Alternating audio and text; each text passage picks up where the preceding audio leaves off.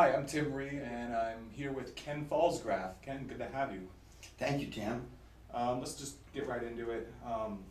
What are your qualifications to be a school board member? Well, I believe that in my interactions with the district, having two children here over the years, that I've had to advocate for my parents, for my students, and in that process, I've learned how to be an effective parent advocate. Sometimes it's been rough, sometimes it's been contentious, but in the end, I think the things that my wife and I have accomplished for our children have benefited the broader educational community here.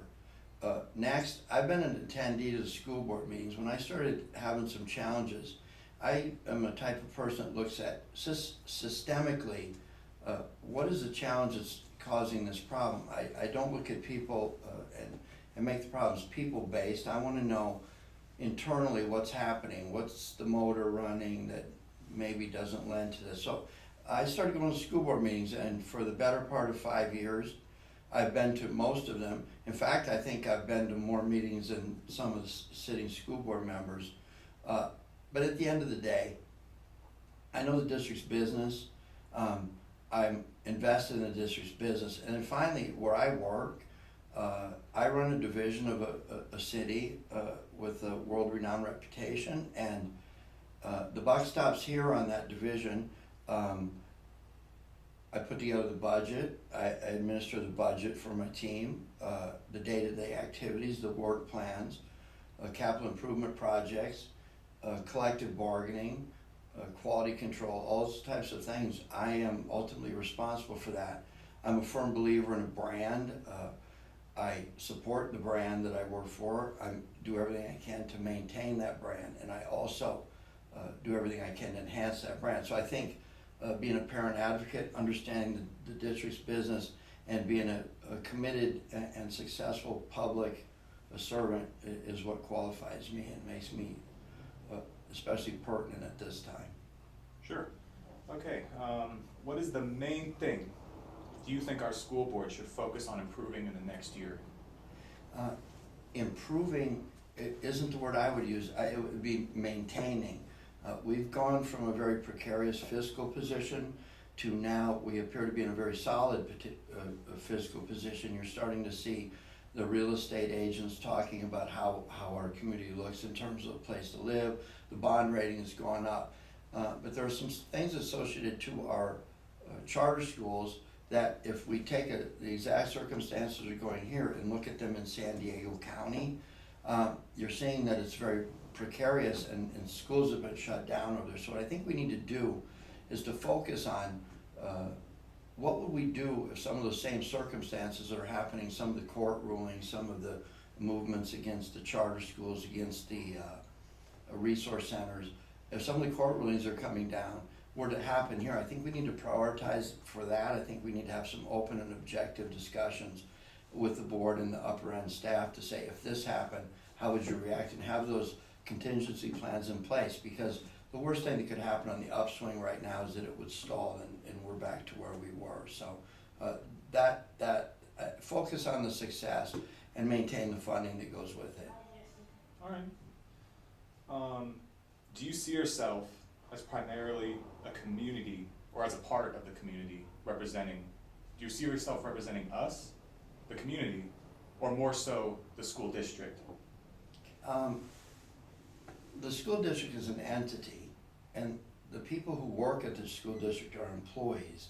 And as a public servant, I know that. Where I work, I'm not a resident, I don't live there. And so I understand my role as a servant of the public.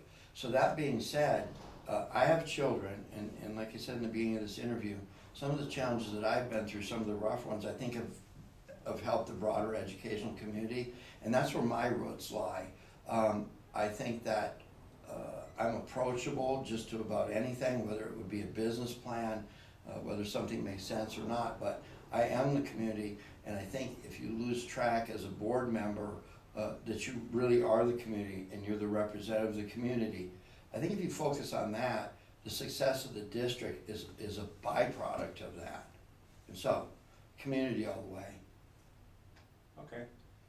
What are your views on the role of religion in public schools. Example, teaching religion, creationism, and holiday observances. You're seeing, since I was born in 1960, so I remember as a child, there's been a shift in society as to what we talk about with religion. We're not at school to push agendas, and we're not also at school to make people feel comfortable about things that are inherent to them. So when it comes to religion in school, we need to be respectful. One of the division I work in at work, one of their things is cultural awareness and community awareness. So we don't want to focus on that, but we certainly want to be acceptive of people's religions. When we dive really deep into the issue, we should not be taking public funds and using them to fund private religious schools. But the truth of the matter is, religion is something that's very important in some people's life, and that should not come at the expense of someone who doesn't have the same belief. All right. Do you have any worries or concerns about joining the board? No. Once the election is over and once the bantering is over, I have a great deal of experience reporting to city council.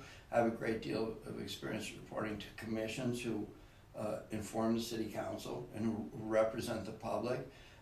My standard of conduct there is, it is what it is. I write reports. I'm expected to introduce issues, give a background where the average person can look at it and understand what the issues are, present the policy decision that might be made or the program that's being looked at, talk about fiscal implications both now and how things are funded, and then give a recommendation, and I'm expected to be really objective about that.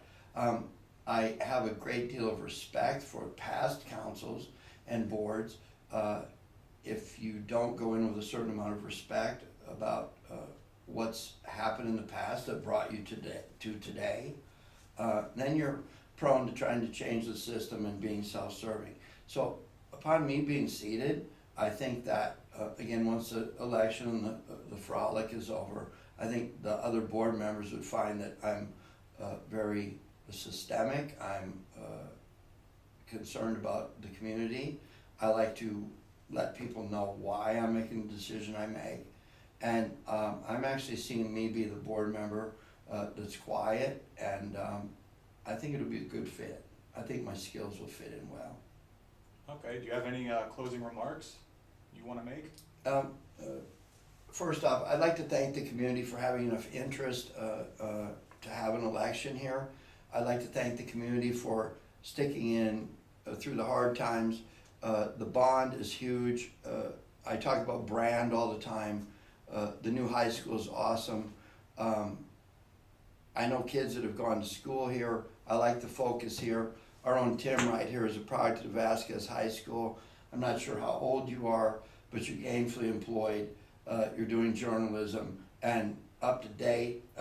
I'm just going to go ahead and say it. He's given me the best and most comfortable candidate for him I've seen up till right now. So I just want to say to the community, thank you for the support that I've had. Sometimes it's been a little rough. I appreciate you sticking in there with me, and I think now it's time for me to serve, and I would very much appreciate your vote on November 8th. All right. I'd like to thank the Acton Library for letting us use their facility. How about that's it? Thank you, Tim.